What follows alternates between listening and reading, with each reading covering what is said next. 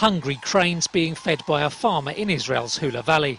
It's not just an act of benevolence, but a way of protecting lucrative corn and peanut crops.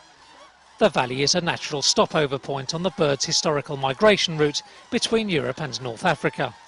But farmers like Zamir Karmi say several years ago the cranes began to outstay their welcome. The cranes stay here because we gave them a place with food and water, shallow water, so they can sleep at night. And they stay here instead of going to Africa.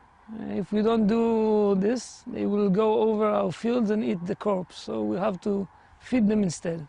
Israel is one of the world's busiest junctions for more than 400 species of migrating birds. Most continue to their seasonal destinations, but the cranes are taking advantage of changing circumstances, according to local birdwatching guide Yasmin Freihoff, and staying for longer.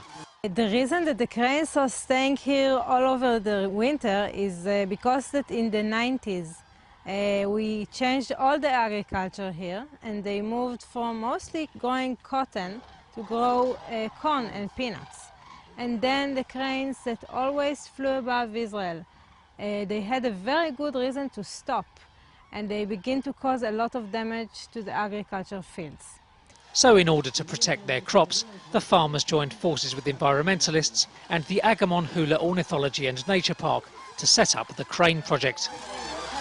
The project distributes hundreds of tons of corn to the birds, with much of the cost met by a burgeoning eco-tourist trade.